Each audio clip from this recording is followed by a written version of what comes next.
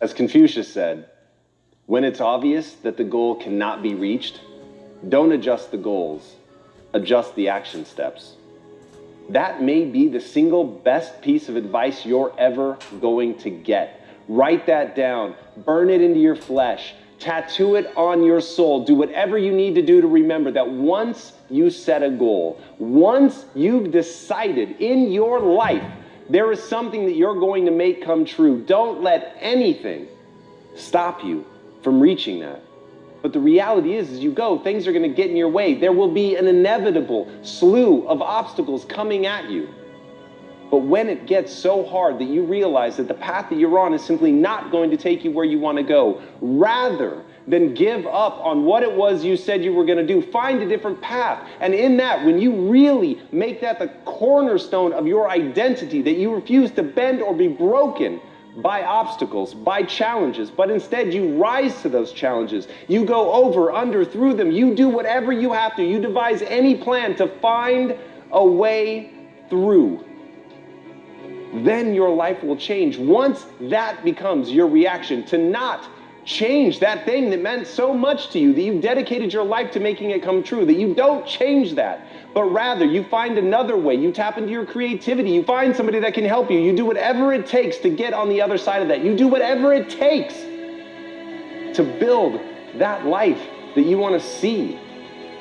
But if your reaction is to change your goal, to make it easier, to move it closer, to be less of who you could be, simply so you can check a box, you're never going to have anything that's worth having. And as Jesse Itzler said, the way you conquer self-doubt is by doing things that make you uncomfortable. And that's what stops people. The reason that people adjust the goal, the reason that they move it closer, the reason that they lower the bar and make it easier is because they're afraid. They're afraid of what it says about them.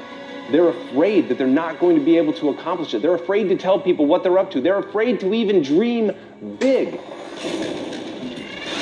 because they don't know if they're going to make it. They don't know if they have inside what it's going to take to persevere.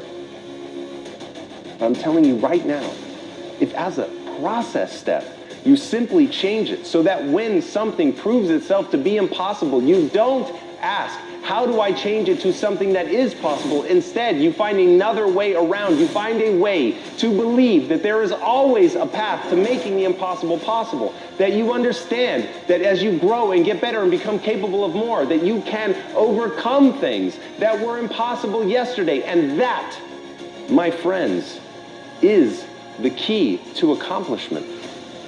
To understand the only difference between the possible and the impossible is your set of skills, a belief in yourself, a belief that you can get good at anything that you set your mind to. So make that the pillar upon which all of your identity stands, that when times get hard, you go harder.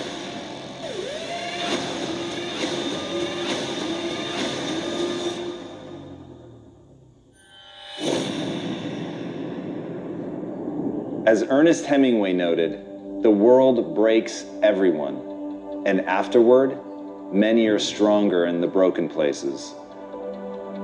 But my question is, why isn't everyone?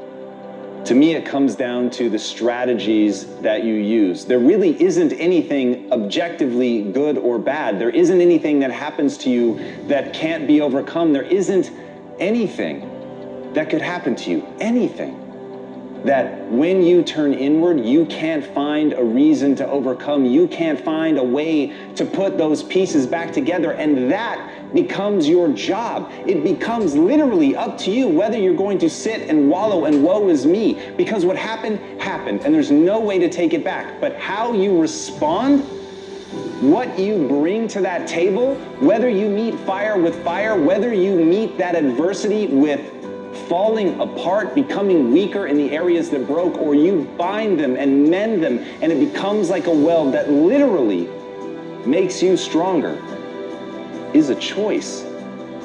And it's a choice only you get to make. But as Stephen Hawking said, when you complain, nobody wants to help you. There are many things in your life that you have every reason to complain about. You have every reason to be upset by the things that have happened to you. The most sinister thing about excuses is they're valid. There's a million reasons why you should be able to give up. There's a million reasons why you shouldn't need to try. That thing that broke you, you should be allowed to just sit on the ground. And here's the thing, that's your right. You have every reason to do it. And maybe people won't even think less of you. But here's the truth. You either become weaker or stronger in the places that broke, and that's a choice of how you react moving forward. The great news is, the best thing that you could do to become stronger is love yourself. And as Kamal Ravikant said, loving yourself is a practice. People think that it's something that's going to feel right, that it's going to feel natural, that you're just going to turn inward and there it is, this spark of love and joy for yourself, inside yourself. But the truth is that's just not the human experience. That's not the way that it works. There's going to be a voice inside your head and it's going to blame you. It's going to say that it's your fault. And no matter how many times people on the outside tell you that that is not true, that this thing happened to you, that it isn't you, it doesn't define you, there will be a voice that's going to tell you that it does. And that's where you have to fall back on process. That's where you have to realize that you literally have to practice loving yourself and that it's okay, that no matter what happened, there is absolutely nothing that invalidates that you're worthy of your own love. But you've got to practice it. You've got to be willing to do it. You've got to be willing to put in the reps. You've got to know that it's not going to feel right, but you've got to know on the other side of that is a vision of your life where you actually do love yourself because you took the time to say it. You took the time to practice it. You took the time to sit there and feel stupid and say that you love yourself. And sometimes just putting in the work is what you need to do to get strong. So put in the work.